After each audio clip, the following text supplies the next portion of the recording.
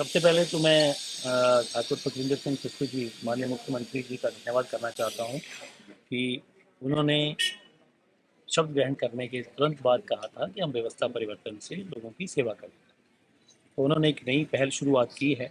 सरकार को लोगों तक पहुंचाने का जो उन्होंने बीड़ा उठाया है और जो हमें जिम्मेवारियां दी हैं कि हम गांव-गांव जाकर के, घर-घर जाकर के एक तो उनकी समस्याओं को जानेंगे और एडमिनिस्ट्रेशन के सहयोग से उन समस्याओं को तुरंत निपटारा करेंगे।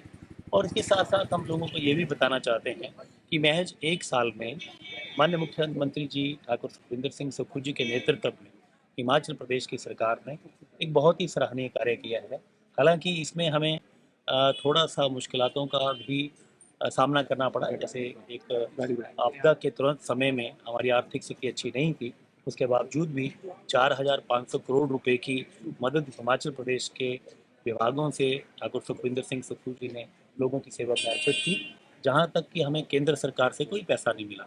तो इस तरीके से हम लोगों के बीच में जा कर के हमारा 1 साल के कार्यकाल की लोगों के साथ चर्चा कर रहे हैं, उनकी समस्याओं को जान रहे हैं और उनकी समस्याओं को तुरंत निपटारा करने के लिए ठाकुर सुखविंदर सिंह सुक्खू जी ने एक नई पहल की है, जिसमें सरकार गाँव के द्वार, सरकार लोगों के बीच में जाकर के एक सेवा में एक कदम और आगे बढ़ना चाहती है। सर, विपक्ष का कहीं न कहीं कहना है कि जनमंच की तर्ज पे ही ये सारा काम करवाया जा रहा है।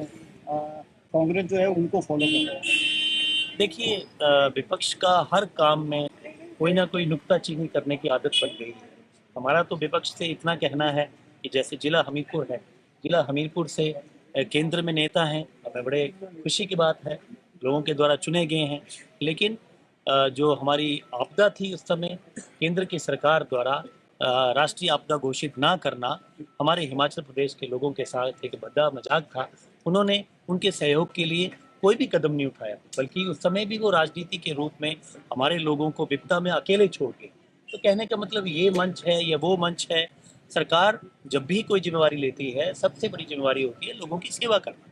तो हमारे ऊपर तंज कसने के बजाय वो स्पष्ट ये कहें कि उन्होंने इस समय 1 साल में जो सबसे बड़ी आपदा आई, उसमें उनका क्या सहयोग रहा? ऐसा कौन-सा मंच था, ऐसी कौन-सी आवाज़ थी, जिस आवाज़ के चलते उन्होंने हमें केंद्र सरकार से पैसा दिलवाया? हमने तो विधानसभा में बात की। तो ये सब लोग जो हैं केवल मात्र जनता का ध्यान भटकाने के लिए ऐसी बातें करते हैं, लेकिन हिमाचल प्रदेश की जनता जान चुकी है कि ठाकुर सुखविंदर सिंह सुक्खू जी जन सेवा में पीछे हटने वाले नहीं हैं, बल्कि हमें बड़ा गौरव प्राप्त हुआ जब हिमाचल प्रदेश में के मुख्यमंत्री जी को हिंदुस्तान के 4 सबसे मजबूत मुख्यमंत्रियों में नामांकित किया गया। एक चैनल के द्वारा सर्वे किया गया। हमारा हिमाचल प्रदेश छोटा सा प्रदेश है और 1 साल के महज कार्यकाल में हमारे मुख्यमंत्री जी को 4 सशक्त मुख्यमंत्रियों में नामांकित करना हमारे लिए गौरव की बात है। तो इस तरीके से हम अच्छा काम कर रहे हैं और विपक्ष जो है केवल मात्र बातें करता है और हम उसकी परवाह नहीं करते हुए जनता की सेवा में हर घर में पहुंचने की कोशिश कर रहे हैं, हर गांव में पहुंचने की कोशिश कर रहे हैं और उनकी समस्याओं को सुधारने के लिए, निपटाने के लिए हम प्रयासरत हैं। बड़ी लोकसभा चुनाव नजदीक है, क्या तैयारी है, कैसे सरकार कितनी तैयार है? देखिए, जहाँ तक तैयारी की बात है, जनता के बीच में जाने के लिए और जनता के बीच में तैयारियों के लिए सबसे उम्दा और सबसे सही आंकलन होता है कि हम जनता की सेवा में क्या काम किया है। तो तैयारियों का शब्द भी हमारे जो मुख्यमंत्री जी ने लोगों की सेवा में अपना समय बिताया, एक छोटा शब्द है। हम बिल्कुल तैयार हैं।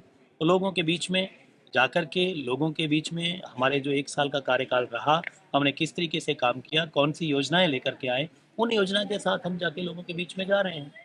हमसे जुड़े रहने के लिए हमारे YouTube चैनल को सब्सक्राइब करें और नई वीडियो की नोटिफिकेशन के लिए बेल आइकॉन को दबाएं।